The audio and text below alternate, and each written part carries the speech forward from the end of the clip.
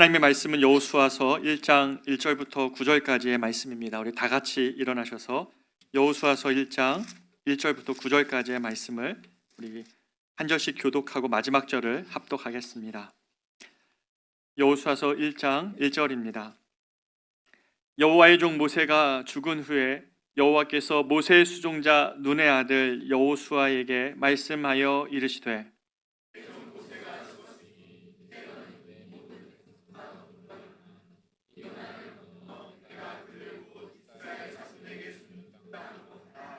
내가 모세에게 말한 바와 같이 너희 발바닥으로 밟는 것은 모두 내가 너희에게 주었노니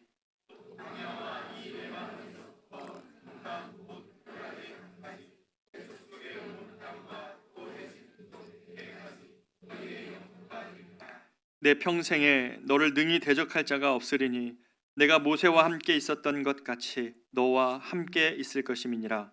내가 너를 떠나지 아니하며 버리지 아니하리니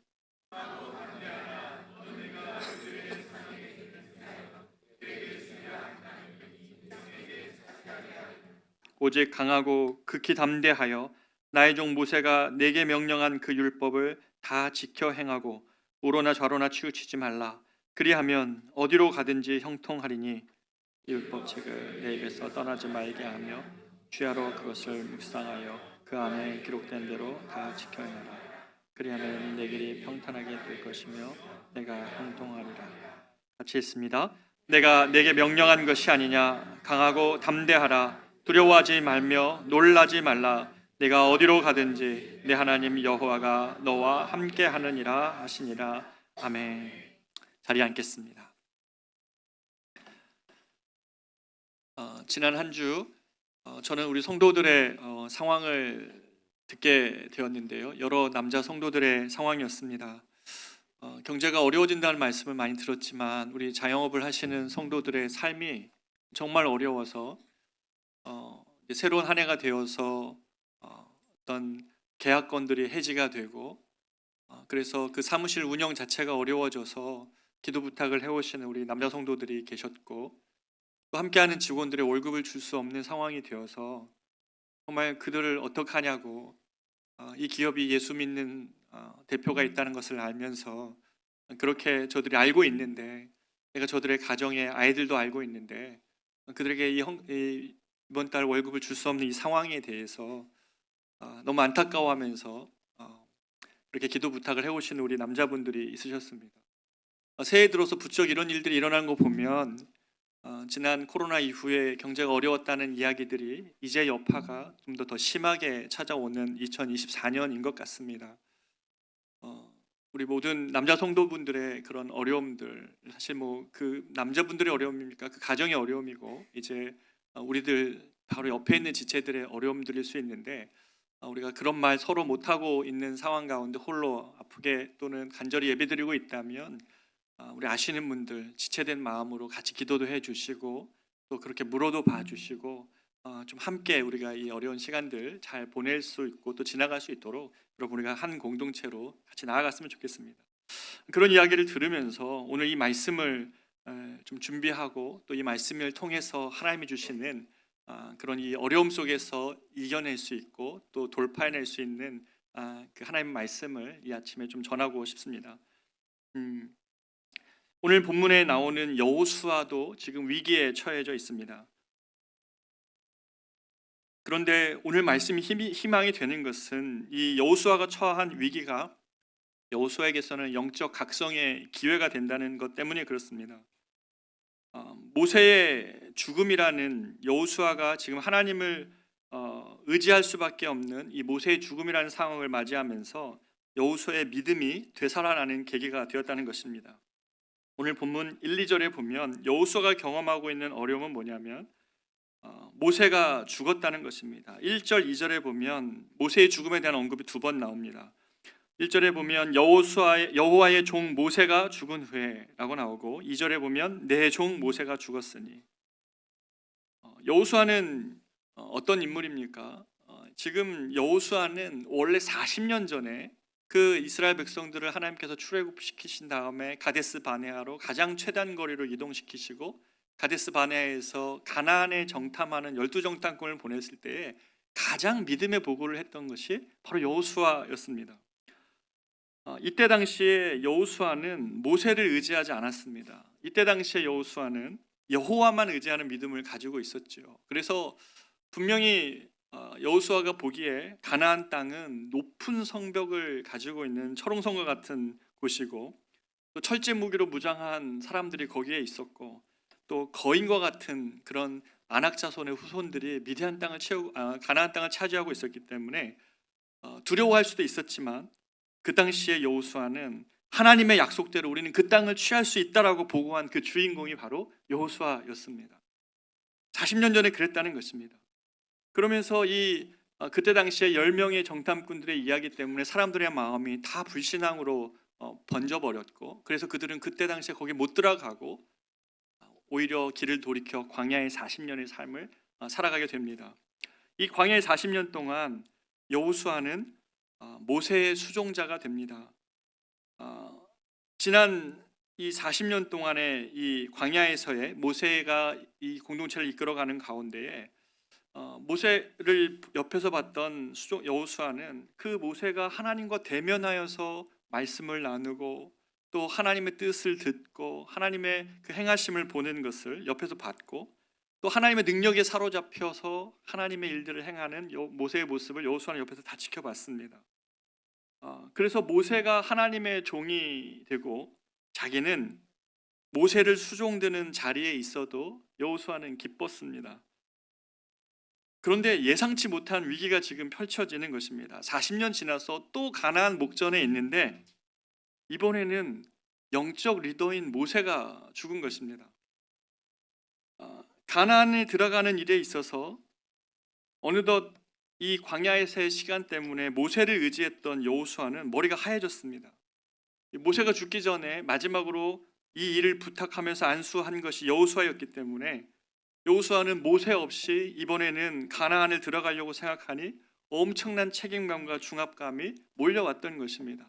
아니 40년 전에는 믿음이 있었는데 오히려 지금에는 굉장한 불안함과 두려움이 여호수아를 사로잡고 있습니다.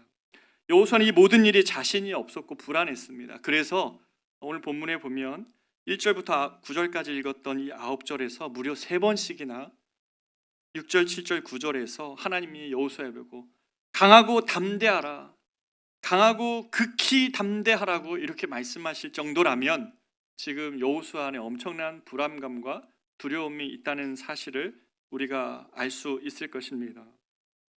우리가 어떤 일들 앞에서 내가 의지했고 또 내가 최후의 어떤 보루 또는 내 삶을 이끌어왔던 가장 중요한 무언가가 무너져 버렸을 때에 우리는 이런 여호수아가 경험하는 것처럼 두려움과 위축을 경험할 때가 많이 있습니다. 그런데 바로 하나님은 여호수아를 사랑하셔서 이를 인도하시고 여호수아를 세워가시려고 하셨는데 바로 이때 여호수아를 일으키시려는 하나님의 일이 시작이 됩니다. 그것이 바로 오늘 1절 말씀인데요. 1절에 무엇이냐면 여호와의 종 모세가 죽은 후에 여호와께서 모세의 수종자 눈의 아들, 그 다음에 9절이 중요합니다. 여호수아에게 말씀하여 이르시되, 이것이 매우 중요한 하나님의 일하심의 시작입니다. 이전까지 하나님은 누구와 대화했습니까? 모세하고만 대화를 하셨습니다. 모세를 대언자로 삼아서, 그를 대리자로 삼아서, 중개자로 삼아서 이스라엘 백성과 대화하셨죠. 그러나 지도자 모세의 부재라는 이 위기에서 두려워하던 여호수아에게 하나님의 말씀이 여호수아를 찾아온 것입니다. 여호수아에게 말씀하여 이르시되가 이 난관을 이겨내는 첫 번째 하나님의 일하심의 시작이었다는 것이죠. 모세의 죽음에 불안해하고 떨던 여호수아는 40년 전의 믿음의 기백을 다 상실한 듯이 보였던 이 여호수아의 믿음을 다시 일깨운 것은 하나님의 말씀이 다시 들리기 시작한 것입니다. 이 위기 속에서 그동안은 모세가 전하는 말로 행하면 됐다면 이제는 이 위기 속에서 정말 다른 것을 의지할 수 있는 것이 아무것도 없는 그 위기 속에서 하나님의 말씀이 다시 들리기 시작하는 것입니다. 여러분, 이것이 우리의 회복의 시작인 것입니다. 사랑하는 저와 여러분에게 다시 주님의 말씀이 들리고 다시 주님의 말씀이 우리의 영혼에 말씀하시는 그 말씀이 살아있는 말씀으로 들리기 시작할 때라면 상황은 위기여도 하나님의 회복은 시작하고 있는 것입니다. 우리 인생에는 우리를 두렵게 하는, 또 불안하게 하는 위기와 슬픔의 밤이 분명히 있습니다. 그래서 시편 30편에서 다윗은 뭐라고 고백하냐면 저녁에는 울음이 깃들일지라도 라고 하면서 자신의 인생의 많은 날이 마치 밤에 내리는 온 땅을 덮는 이슬처럼 슬픔이 찾아온 때가 숱하게 많았다고 고백합니다. 밤에는 울음이 기숙하는 날들이 얼마나 많이 있을 수 있습니까? 우리 청년들 같은 경우에는 지난주에 우리 청년들도 정말 오랫동안 공부해왔던 그 시험이 다시 되지 않아서 아픔의 눈물을 흘리는 우리 청년들도 있고 여러 가지 상황들이 우리는 다 있습니다. 저녁에는 울음이 깃들이는 날들이 우리 인생을 반드시 찾아온다는 것이죠. 그런데 다윗이 경험한 또 다른 확신을 그 뒤에 기록합니다. 비록 저녁에는 울음이 깃들이는 날들이 많이 있지만 그러나 아침에는 기쁨이 오리로다. 이것이 다윗이 경험한 또 다른 확신입니다. 우리 인생에는 저녁에 울음을 짓게 하는 많은 날들이 있지만 아침에는 기쁨이 찾아오는 것 또한 다윗이 경험한 그런 확신이었다는 것이죠. 그런데 이 말씀이 이렇게 들릴 수 있습니다. 목사님, 슬픔이 밤이 지나면 저절로 아침에 기쁨이 옵니까? 아니죠. 슬픈 밤이 지났다고 아침에 저절로 기쁨이 오는 것은 아닐 것입니다. 오히려 그냥 눈만 붓죠. 그렇죠? 많이 울면. 근데 아침이면 기쁨을 회복한 자신의 이 기막힌 반전의 비결 또한 다윗이 기록해 놓습니다. 시편 143편 8절입니다. 우리 다 같이 한번 고백해 볼까요? 시작. 아침에 나로 하여금 주의 인자한 말씀을 듣게 하소서. 내가 주를 의뢰함이니이다. 내가 다닐 길을 알게 하소서. 내가 내 영혼을 주께 드림이니이다. 아멘, 아멘. 이겁니다. 다윗이 지난밤에 울음이 깃든 시간을 보냈을지 모르지만 아침에 다시 하나님의 말씀을 생각하며 그 말씀 속에서 인자한 주의 말씀을 듣기를 소원한 것입니다. 나를 향하신 주님의 사랑의 편지는 성경입니다. 이 성경을 펴들고 나를 향하신 주님의 사랑이 무엇인지를 아침에 다시 읽었다는 것입니다. 아침에 그것을 다시 묵상했다는 것입니다. 밤의 슬픔이 자신을 짓누르지 못하도록 아침에 주님의 말씀과 다시 한번 시작하며 주의 인자한 말씀을 듣게 하여 주옵소서. 다윗이 이럴 때 어떻게 됩니까? 그 뒤척였던 밤을 뒤로 하고 다시 하나님 의지하며 힘을 냅니다. 그러면서 뭐라고 얘기합니까?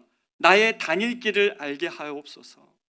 내가 어떤 길로 가야 되는지, 오늘 하루 어떤 길을 가야 되는지 그 아침에 하나님의 말씀을 통하여 그 음성을 듣고 가기를 소망하고 있습니다. 그러면서 뭐라고 얘기합니까? 마지막으로 내 영혼을 주께 드림이니이다.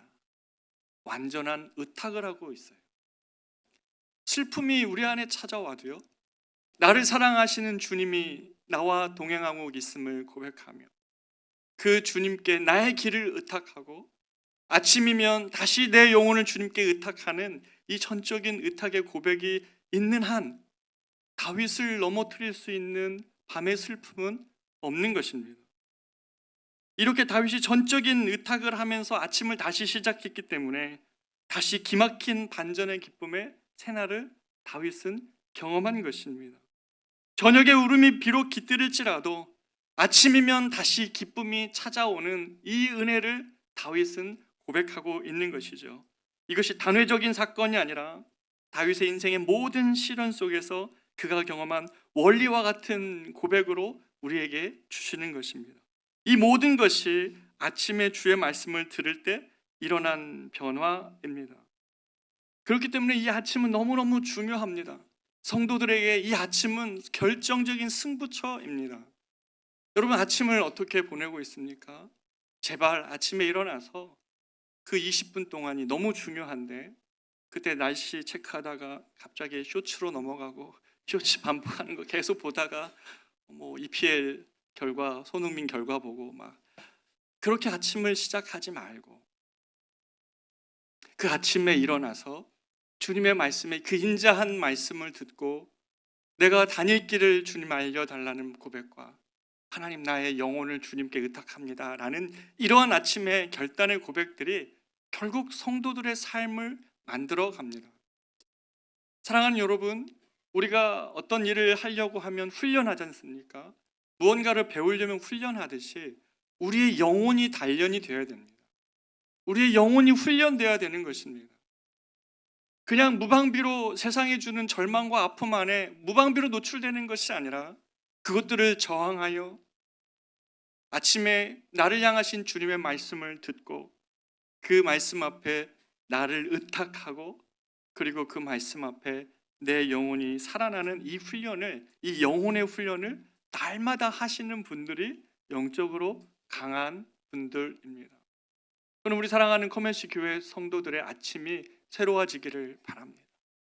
저와 여러분의 아침이 새로워져서 정말 그 아침에 새로워진 모습으로 일주일을 살다가 주일날 이렇게 같이 모였으면 좋겠습니다.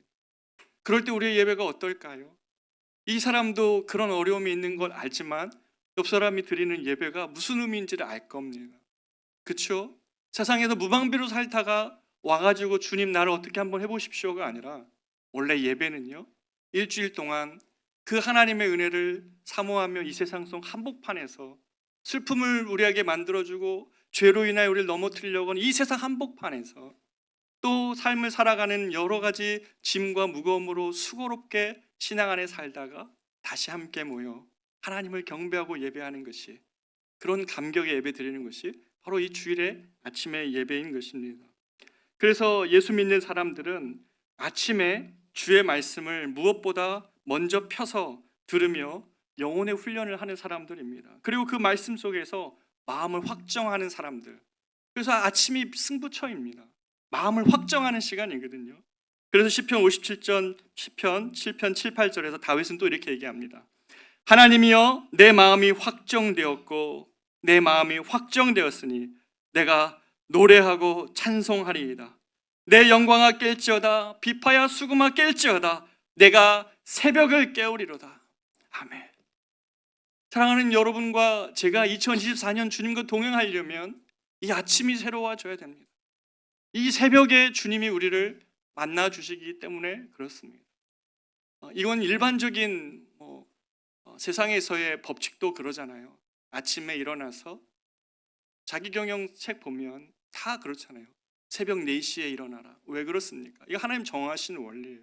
그때가 가장 우리가 영적으로 민감하고 가장 그때가 우리가 창조적이고 가장 깊은 고민과 사색을 할 수 있기 때문에 그렇습니다. 이건 주님이 정하신 원리입니다. 저와 여러분의 아침이, 그 아침이 하나님 앞에서 내 영혼을 확정하고 결단하는 시간이 된다면 2024년 우리의 삶은 달라질 것입니다. 우리를 슬프게 했던 모든 슬픔이 우리에게 힘을 잃고 하나님 안에서 새로움과 힘을 얻는 시간, 그 시간이 바로 아침이 될 것입니다. 다윗은 자신이 슬픔으로 시작했지만 이 자신의 마음을 확정을 지은 다음에 그 영혼은 날아오릅니다. 그러면서 이 57장 7편 8절 뒤에 이렇게 붙여놨어요. 하나님이여 주는 하늘 위에 높이 들리시며 주의 영광이 온 세계 위에 높아지기를 원하나이다. 라는 이 하나님의 영광을 향한 찬양으로까지 다윗은 발전해 갑니다. 우리들의 삶을 지탱해 줄 것 같은 어떤 우리들의 또 미래를 열어줄 것 같은 것이 사라질 때에 여러분과 제게 필요한 것은 무엇입니까? 그리고 우리가 찾아야 될 곳이 어디입니까? 그것은 바로 이 새벽에 만나주시는 주님입니다. 육아로 지쳐있는 우리 집사님들도 계시죠? 아이들이 깨어나기 전에 조금만 일찍 일어나십시오. 아침 출근이 때문에 큐티하기가 어려우신 분이 있다면 조금만 일찍 일어나십시오. 영혼은 훈련하는 것입니다. 저절로 되지 않습니다.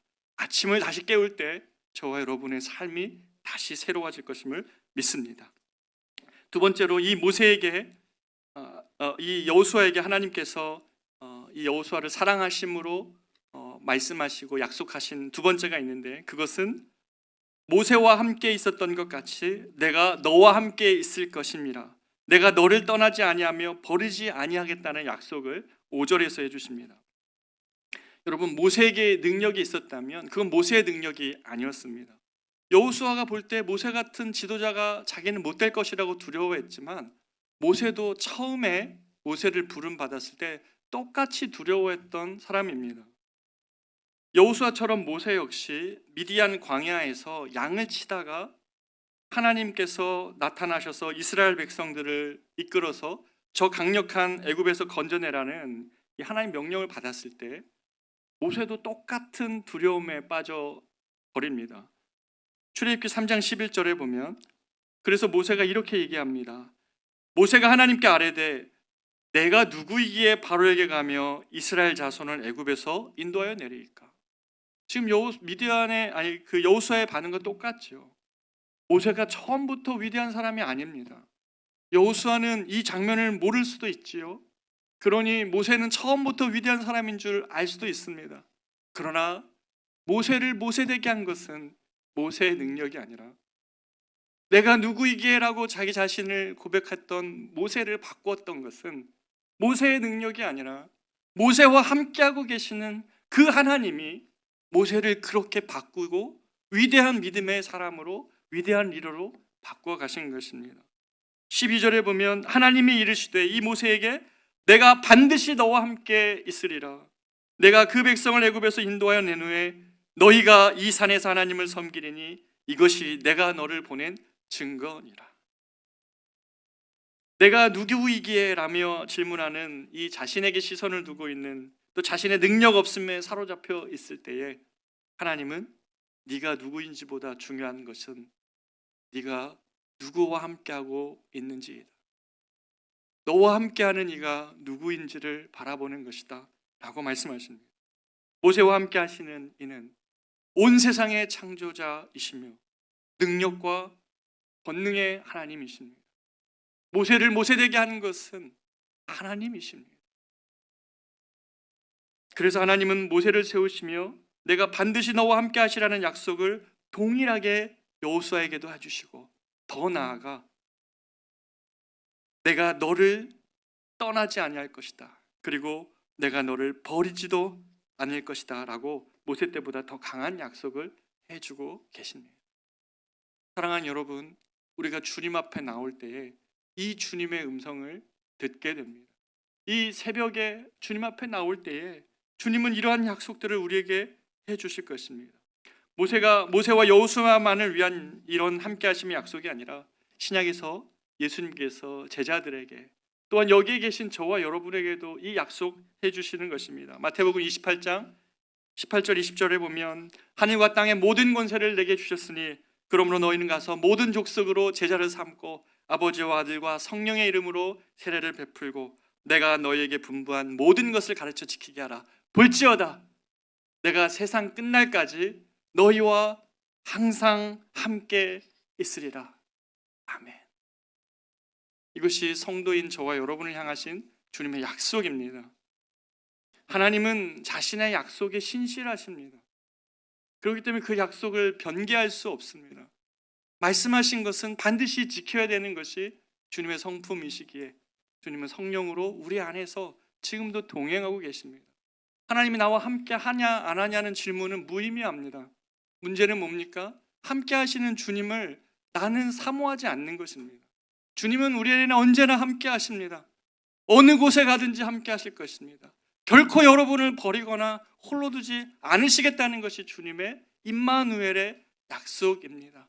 문제는 우리가 그 주님을 향한 시각을 잃는 것이 문제입니다. 그렇기 때문에 우리 편에서 해야 될 유일한 일이 있다면 나와 함께 하심에 대한 하나님의 약속 기억하시면서 내주하신 하나님을 수시로 찾는 것입니다. 여러분, 아침에 잠깐 큐티하고 하루 종일을 어떻게 살아냅니까? 아침에 잠깐 큐티하는 것이 아침에 오후에 계속 생각이 납니까? 안 되죠. 그래서 아침에 큐티하는 것을 이렇게 해볼까요? 들고요, 회사 출근하십시오. 공부하는 곳으로 가십시오. 그리고 점심 먹고 일하기 전에 다시 한번 펴보십시오. 오늘 하나님이 어떤 말씀으로 나와 동행하고 계시는지. 그리고 자기 전에 또 한번 펴보십시오. 저도 다시 시작하겠습니다. 이런 약속을 여러분과 예전에 한번 설교를 했어서 하기로 했었는데 저도 많이 실패했던 것 같아요. 다시 우리는 하루 동안에 하나님을 생각하는 시간을 더 많이 늘려야 됩니다.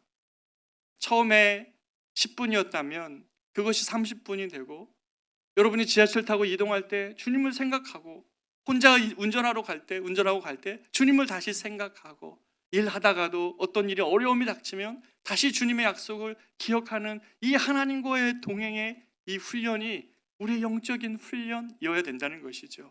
그럴 때 내가 너와 함께 하겠다는 주님의 약속이 살아서 우리 안에서 움직이는 것을 경험할 것입니다. 사랑하는 여러분, 주님 우리와 함께 하십니다. 아침에만 잠깐 말씀을 펼 때뿐만 아니라 우리의 하루 종일 주님을 찾으면 주님은 우리와 동행하시고 함께 하신다는 것이죠. 이런 영적 연습을 계속하기를 원합니다. 이 말씀을 준비하면서 갑자기 제가 코로나 한복판에서 2022년 4월 17일 날 우리 교회가 시작이 됐으니까 2021년은 코로나가 정말 창궐할 때였습니다. 그때 교회를 개척한다고 30명 목사님들이 모여서 맨날 회의하고 준비하고 그러는데요. 어느 날 제가 문득 너무 힘든 겁니다. 뭐냐면 이게 무슨 개척이 이런가. 성도를 한 명도 만날 수가 없는 거예요. 그리고 맨날 온라인으로 이렇게 신방하라는데요. 온라인 신방할 때마다 제가 면접 보는 듯한 느낌이 있어요. 내가 이 목사님을 쫓아가야 되나 말아야 되나. 온 가족이 앉아서, 이건 신방이 아니라 면접이었습니다. 그리고 그럴 때마다 눈빛이 흔들리는 것도 봤고요. 저보고 키가 왜 이렇게 작냐고 그러셔서 저 화면상에만 그렇습니다. 저 키 큽니다. 막 그러고.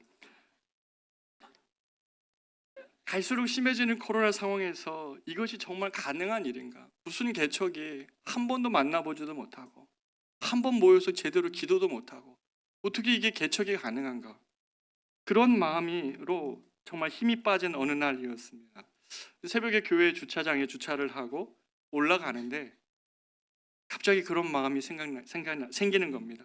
내가 인생을 걸고 나도 하나님이 기뻐하시는 교회 중에 하나가 되기 위한 소망하는 마음으로 여기까지 정말 미국의 생활을 다 정리하고 왔는데 앞에 상황이 하나도 안 열리고 너무 캄캄하고 안개로 자욱한 것 같아서 가슴이 답답했습니다. 그러자 저도 모르게 제 마음 안에서 이런 고백이 흘러나오는 것입니다. 주님, 지금도 주님이 저와 함께하고 계십니까? 주님, 지금 이 시간에도 주님이 나와 동행하고 계시는 것 맞지요? 지금 이 순간 이 모든 상황 속에서도 주님이 우리와 함께하고 계시는 것 맞지요? 그런 기도를 하는데 정말 가슴이 뜨거워지고 뭉클해지는 것입니다. 여호수아에게 약속하셨던 것처럼 네가 어디를 가든지 너와 함께하리라라는 주님의 약속처럼 사랑하는 저와 여러분이 그 어떤 안개 낀 것 같은 상황 속을 닥칠 때에 우리와 함께하겠다는 주님의 약속을 붙들 수만 있다면, 그러면 이 어려운 상황도, 여러분의 모든 어려운 상황에도 함께 하시는 그 주님을 붙들 수만 있다면 하나님의 회복은 거기서부터 시작이 되고 그 붙드는 약속 때문에 그것을 지나가는, 그 어려움을 지나가는 동안 그것이 힘이 되고 마침내 주님이 일하시는 것을 보게 될 것입니다.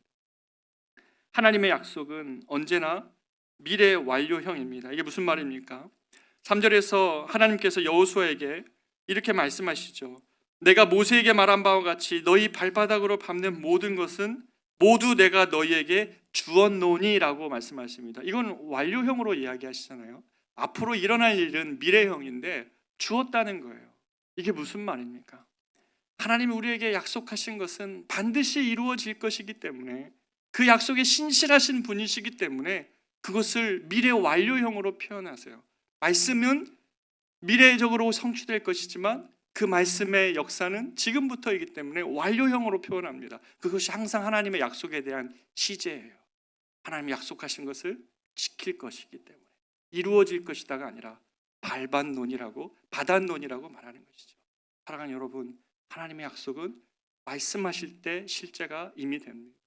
저와 여러분에게 이 말씀하시는 것을 들으려면 어떻게 됩니까? 아침이 깨어나야 됩니다. 아침마다 말씀하시는 주님의 약속을 붙들고 주님께 나아가십시오. 말씀하실 것을 성취하실 주님을 붙들며 나아가라는 것입니다. 그것이 이 어려운 상황 속에서 이 시대를 살아가는 저와 여러분에게 아침을 깨워야 되는 이유인 것입니다. 제가 그 새벽에 나와서 하나님에 대한 약속을 되뇌면서 이 보이지 않지만 주님이 세우실 그 교회, 함께 공동체 되어 만나게 하실 그 성도들을 꿈꾸며 기도하며 시작한 그날의 하나님의 약속하심이 이 말씀 준비하면서 여기 계신 여러분들인 거죠. 그때는 보이지 않았고 한 분도 안 보였지만 하나님께서 만나게 하신 우리 성도님들을 생각하니까 정말 눈물이 나요. 그리고 함께 하면서 벌써 주님 품에 가 계신 우리 성도님도 많이 생각이 나요. 사랑하는 여러분, 저와 여러분을 하나님이 그런 계획 가운데 이미 계획하시고 만나게 하셨다고 저는 믿습니다. 우리 공동체를 하나님이 그렇게 이미 계획하시고 함께하고 계신다고 믿는 것입니다. 마지막으로 하나님의 말씀을 주야로 묵상하라는 하나님의 명령이 나옵니다. 다른 것은 다 약속해 주셨는데 하나를 명령하십니다. 8절을 보면 이 율법책을 내 입에서 떠나지 말게 하며 주야로 그것을 묵상하여 그 안에 기록된 대로 다 지켜 행하라. 그리하면 내 길이 평탄하게 될 것이며 내가 형통하리라.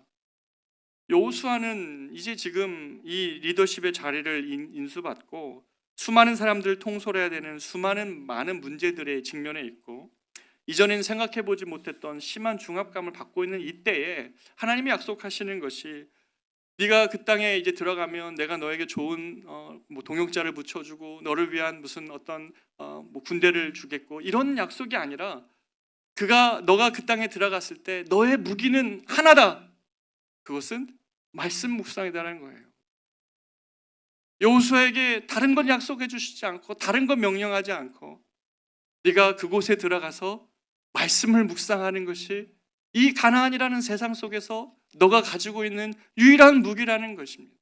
그 가나안이라는 세상 속에서 형통한 길을 갈 수 있는 유일한 묵상은 말씀을 묵상하는 것이다 라고 말씀하시는 겁니다. 왜냐하면 주님의 말씀은 뭐라고 말씀하십니까? 시편 119편 105절에 보면 주의 말씀은 내 발의 등이요 내 길의 빛이니이다 그랬습니다. 등이 무엇입니까? 바로 앞에만 보여집니다. 하나님의 말씀으로 우리는 하루하루를 살아갑니다. 내 앞에 한 발자국의 길에 어디로 디뎌야 될지 주님이 말씀해 주십니다. 동시에 주의 말씀은 내 길의 빛입니다. 저 끝에 무엇이 있는지 주님의 약속의 궁극적인 지점이 무엇인지를 알려주십니다. 중간은 안 보입니다. 그것은 믿음으로 가는 길이기 때문에 그렇습니다. 그러나 그러한 모든 길로 가는 주의 말씀을 따라 가는 이 길에 형통함이 있다고 약속해 주시는 것이죠. 여기에서 그 형통함이라는 이 단어는 창세기 39장에서 요셉에게 하나님 함께 하심으로 형통하게 되었다라는 그런 단어가 나오죠.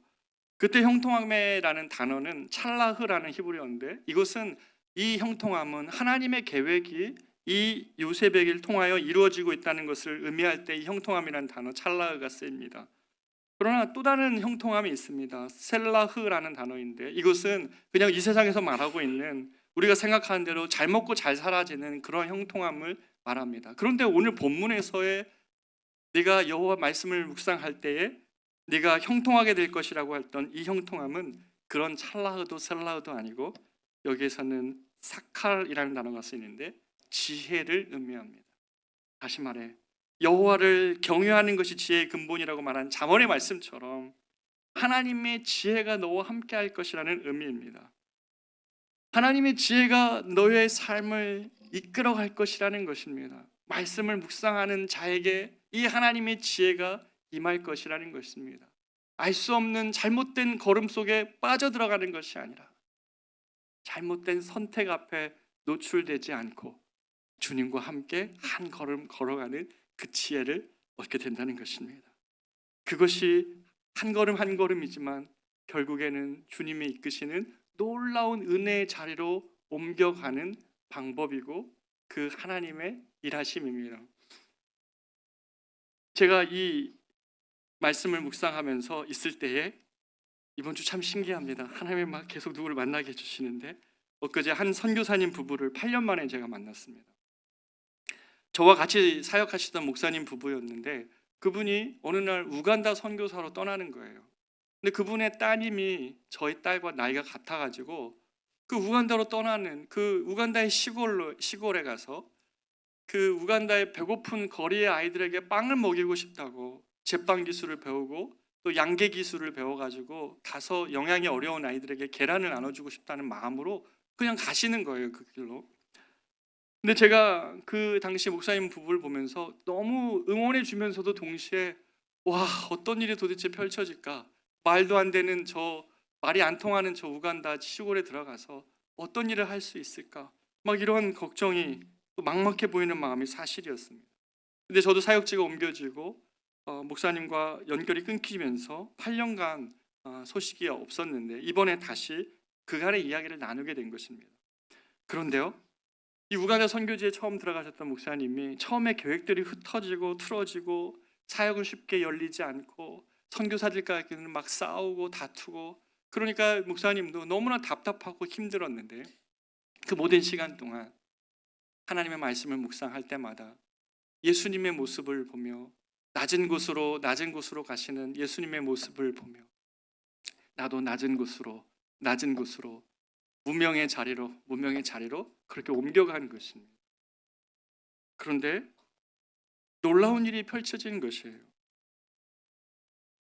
상당한 시간이 지난 어느 날 이 선교사님 부부의 삶을 곁에서 보고 있었던 한 노 선교사님이 은퇴를 하시면서 자기 사역지를 이렇게 다 맡겨주고 가셨는데 이 선교사님이 맡겨주신 사역은 무려 2만 평이나 되는 땅에 벼농사를 짓고 소와 닭을 키우는 농장 사역, 그리고 그 터 안에 있는 넓은 교회에서 주일이면 이 아프리카의 가난한 아이들이 모여서 300명가량 같이 예배 드릴 수 있는 그런 사역이었어요. 여러분, 규모를 말하고 싶은 것이 아니에요. 이분의 삶의 걸음을 통해서 하나님이 이 목사님에게 이 일을 맡겨주고 싶어 하시는 그 일의 역사하심은 이 목사님이 하나님의 말씀을 묵상하며 한 걸음 걸었던 걸음이 아니었다면 절대로 이 섬김을 할 수 없었던 것이죠.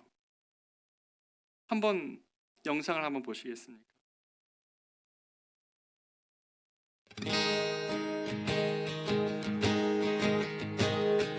우리는 주의 움직이는 교회, 이곳은 주님을 위한 자리. 내가 기도하는 모든 땅 위에서 하나님 예배받은 그날을 고대하네.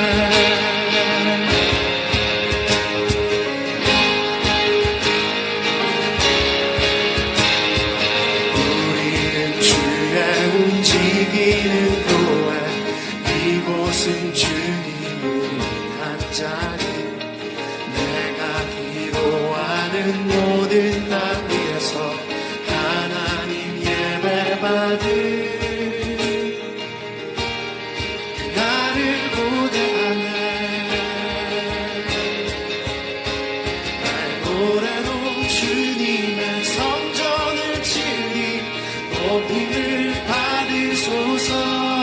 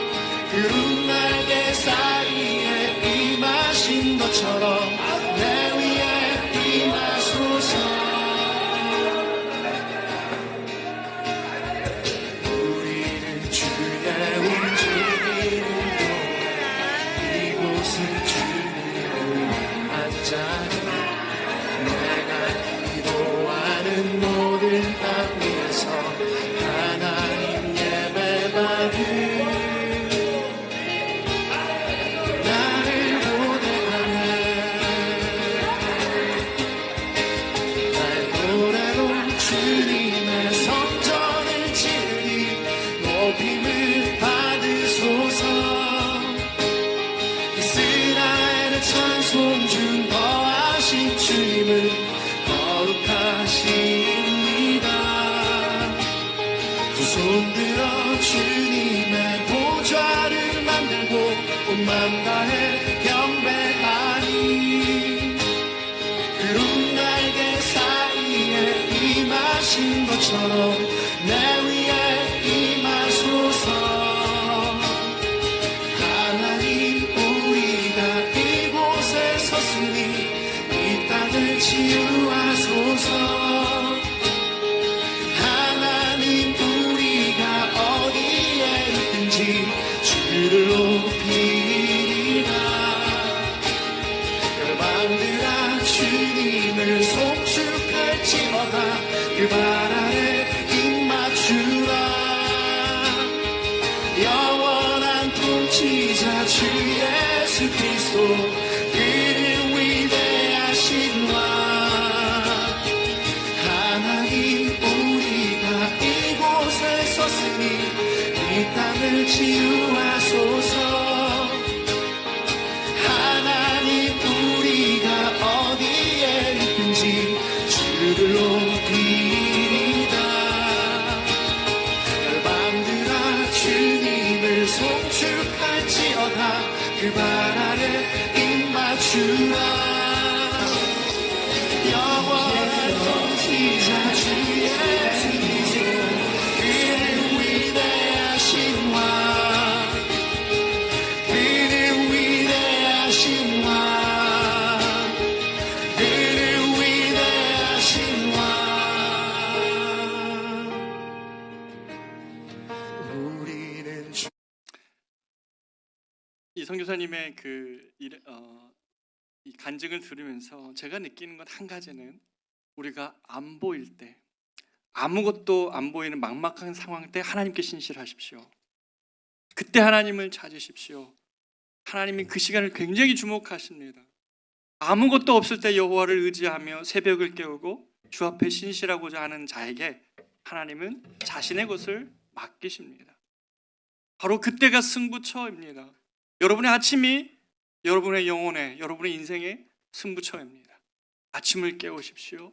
아무것도 보이지 않을 때 신실하십시오. 그때 주님께 여러분의 인생을 의탁하는 기도를 주님께 드리십시오. 하나님이 여호와의 이레의 은혜를 우리 모든 인생에게 베푸실 것입니다. 이것이 하나님의 법칙입니다. 사랑하는 여러분, 2024년이 시작되었습니다. 우린 지금 기둥을 세워가고 있습니다. 지난주에는 우리가 올 한 해 예배에 정말 놓치지 말자, 이 예배에 성공하자는 말씀을 드렸고, 두 번째, 오늘 우리가 2024년 새벽을 깨웠으면 좋겠습니다. 비록 우리 교회에 새벽 예배 못 나오셔도 돼요. 우리 교회가 지역교회가 아니기 때문에 어렵습니다. 그러나 여러분 주변에 새벽 기도 교회 하는 데가 있다면 그곳에 가십시오. 설사 못 오시는 상황이 있다 할지라도 여러분 집에서 이 아침을 깨우십시오. 새벽을 깨우는 여러분에게 주의 인자한 말씀이 들리실 것이고, 그 주님께 우리의 인생을 의탁하는 기도를 2024년에 쌓아간다면 2024년 말에 우리 모두 다 하나님의 영광을 찬양하며 다윗과처럼 주님을 높이는 그런 한 해가 될 것임을 저는 믿습니다. 그런 하나님의 은혜의 역사들을 저와 우리 모두가 경험하며 2024년에 정말 주님을 높여드리는 경배로 한 해를 마무리할 수 있기를 진심으로 축복합니다. 우리 이 시간에 찬양하겠습니다. 찬송가 370장입니다.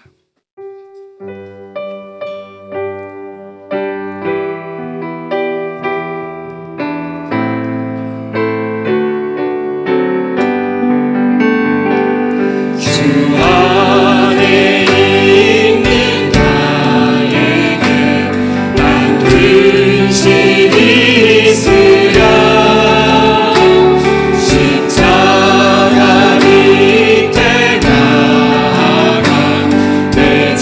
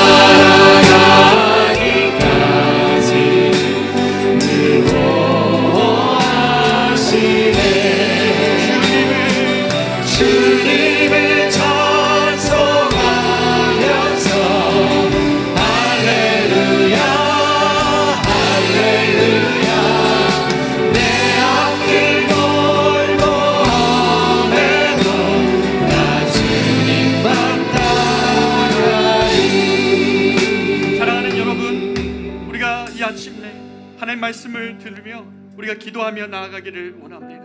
하나님, 내 앞에 안개가 낀 것 같은 그런 상황일지라도 주 여호와여 말씀하여 주십시오. 이 새벽에 하나님 나의 영혼을 다시 깨워서 주의 인자한 말씀을 듣게 하여 주시옵소서. 나의 다닐 길을 알려주시고 하나님, 내 영혼이 주님 앞에서 확정되어지는 이 새벽을 다시금 깨우기를 원합니다. 여호수아에게 너무 오랫동안 잃어버렸던 하나님과의 이 동행을 여호수아가 40년 만에 다시 한번 그 기백을 회복할 수 있었다는 것은 이 동행하시는 주님, 내가 반드시 너와 함께 하겠다는 주님의 약속을 다시 그가 들으며 시작되는 것입니다. 사랑하는 여러분, 우리의 가정에, 우리의 인생에, 여러분의 진로에, 여러분의 지금 이 상황 가운데 신실하십시오. 주님이 안 보인다고 뒤로 물러가 침륜에 빠져 있고 입을 뒤집어 쓰면서 주님 나를 어떻게 해보시라고 말씀하는 것이 아니라 반대로 주님의 말씀을 다시 피고 그 말씀에 길이 있다는 것을 믿고 하나님, 나의 우둔한 지혜를 깨워 나의 영혼을 새롭게 하여 주십시오. 오히려 주님 앞에 내가 적극적으로 나아가 주님 앞에 무릎 꿇기를 원합니다. 이 새벽을 다시 깨우기를 원합니다. 우리가 이 시간 같이 한번 결단하며 나아가기를 원합니다. 우리 같이 기도합시다. 기도합니다. 사랑하는 하나님 아버지, 우리 커맨시 사랑하는 우리 교우들, 우리 남자 성도들, 하나님 정말 어려운 상황 가운데 또 하나님 2024년 시작하면서 정말 하나님 경험하고 있는 여러 가지 현실 앞에서 주님 앞에서 하나님 기도하고 있는 성도들 많이 있습니다. 주여, 우리가 우리 양식 여호수아가 경험하고 있는 하나님 너무나 많은 문제들 앞에서 근심이 있으랴 십자가 밑에 나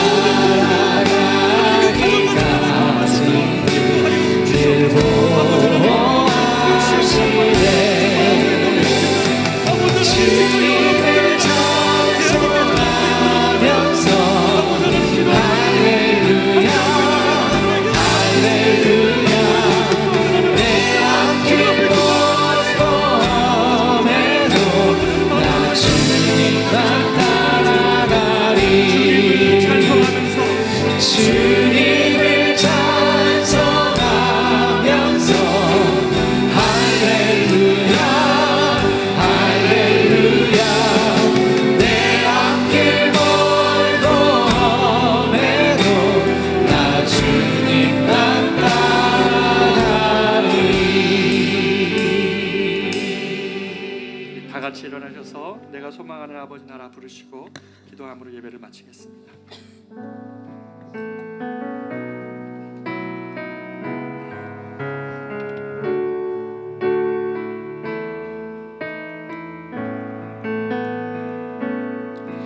내가 소망하는 아버지 나라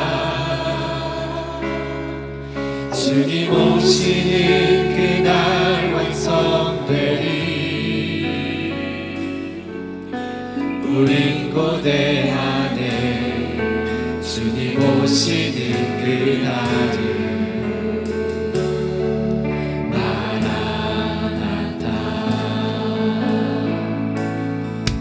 비록 부족함과 슬픔 많아도 주를 알아갈 그 참한 종인데 우린 고대 안에 주님 오시는 그날을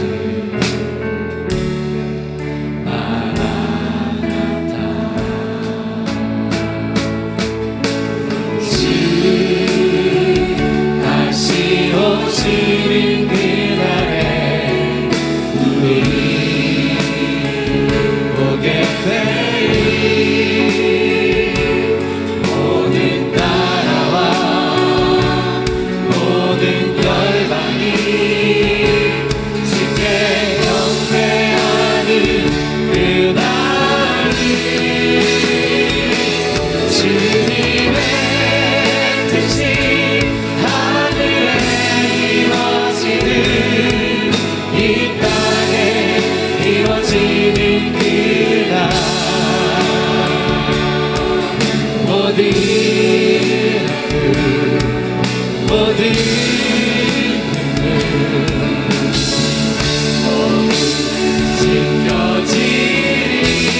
찢겨지리 부활의 영광 이 땅에 이루어질 때 새 노래로 찬양하리라 주를 향한 주를 위한 승리의 노래를 주의 영광 이 땅에 이루어질 때 새 노래로 찬양하리라 주를 향한 주를 위한 승리의 노래를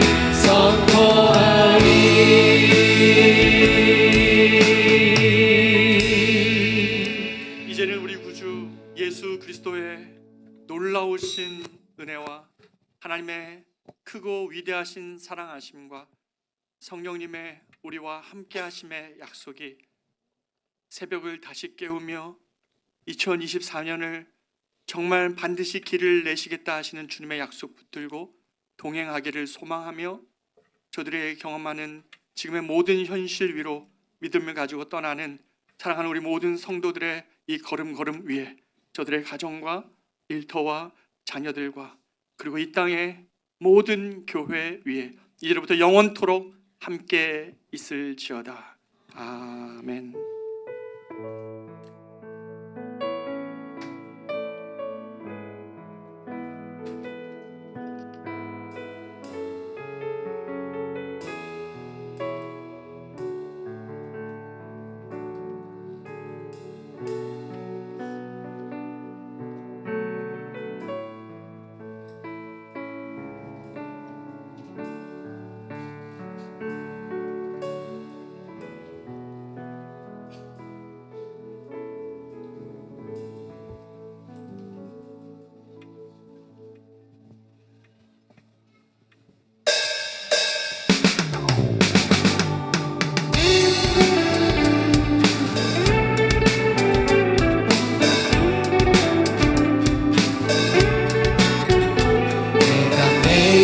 기쁘게 순례기 행함은 주의 팔이 나를 안보함이요 내가 주의 큰 복을 받는 참된 비결은 주의 영이 함께함이라 전에 죄에 빠져서 편안함이 없을 때 예수 십자가의 공로 힘입어 그 발 아래 엎드려 참된 평화 얻으니 주의 영이 함께함이라 성령이 계시네 할렐루야 함께하시네 성령이 계시네 할렐루야 함께하시네 좁은 길을